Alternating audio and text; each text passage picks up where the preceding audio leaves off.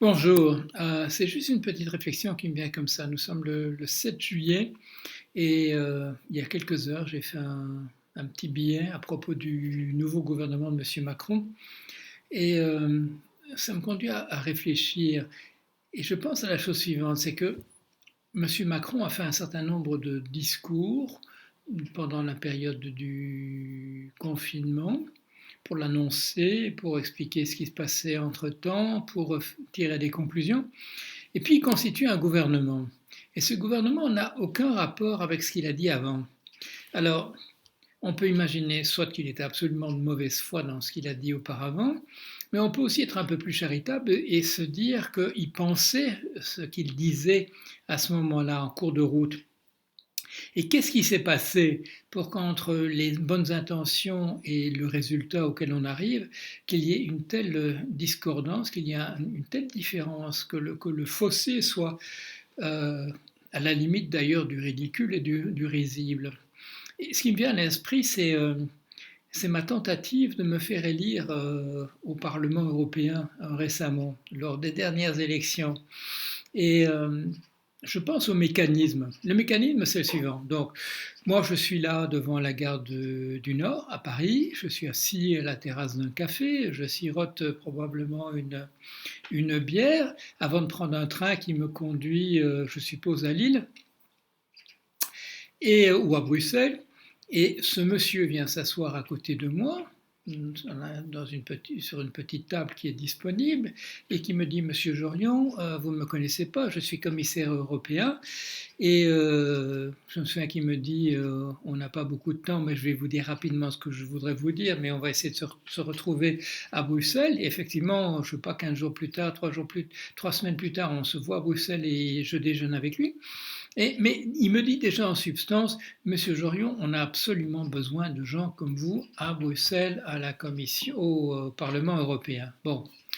Et je ne sais pas si j'avais jamais réfléchi à ça avant, mais en tout cas, je commence à y réfléchir au moment où il me le dit. Et qu'est-ce que je fais à ce moment-là? Je sais qu'il faut passer par des partis, et donc je m'adresse aux partis qui sont des partis vraisemblables, au sens où mes idées correspondent aux leurs, ou ce sont des gens qui m'ont en général déjà invité auparavant pour qu'on discute de choses, qui m'ont même demandé mon avis sur telle ou telle question, ou même ont même subventionné une recherche importante de ma part sur tel ou tel sujet. Et je m'adresse à eux et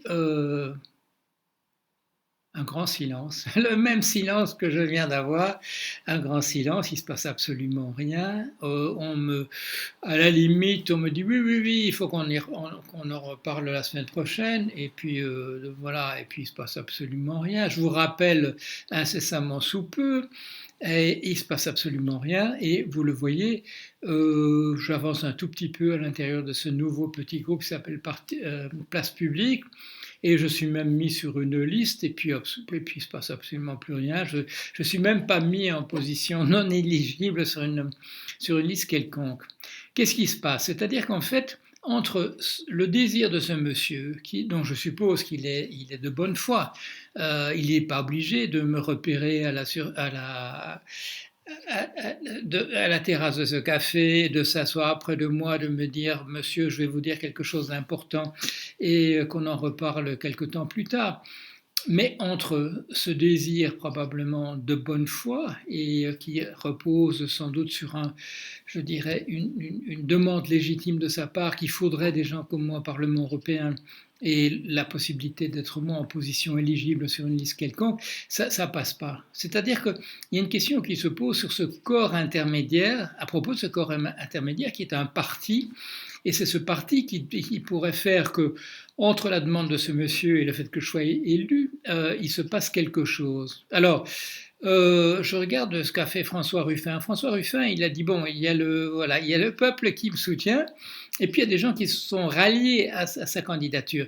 Mais pour ça, il fallait, je dirais, déjà une certaine organisation, il fallait un mouvement, il fallait un certain nombre de gens qui le portent et qui puissent permettre ce ralliement. Et je pense à la chose suivante, c'est voilà, des gens comme Saint-Just et Robespierre se rendent compte de ça. et ils se rendent compte qu'il y a un problème qui est comment dire, les obstacles mis entre les bonnes intentions et les bonnes décisions et la mise en pratique, qui sont les corps intermédiaires. Et ils éliminent, bon, ils font ce qu'ils peuvent pour éliminer les corps intermédiaires. Et qu'est-ce qui se passe à ce moment-là?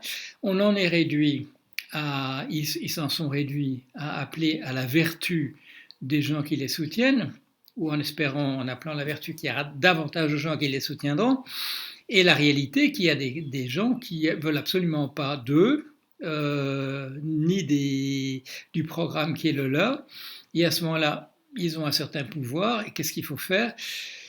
Puisque la vertu, ça ne fonctionne pas de manière suffisante, il faut exercer, comme le dit Robespierre, il faut exercer la terreur sur ceux qui ne veulent pas suivre, c'est-à-dire ceux qui fomentent la guerre civile en France même, ceux qui ont lancé la guerre aux frontières, et ça produit sans doute une des plus grandes catastrophes de l'histoire, c'est-à-dire que ça ne marche pas. Cette tentative d'éliminer le corps intermédiaire qui empêche qu'on réalise les choses, ça produit, bien entendu, enfin pas bien entendu, mais on le constate, une catastrophe encore pire que ce qu'on avait déjà devant soi. Alors, la question que je me pose ce soir, et que je vous pose à vous aussi, c'est comment faire qu'entre les bonnes intentions et la réalisation, il se passe quelque chose. Comment faire pour qu'entre le discours, les 2-3 discours de M. Macron il y a quelques mois sur ce qu'il faudrait faire et le gouvernement qui met en place,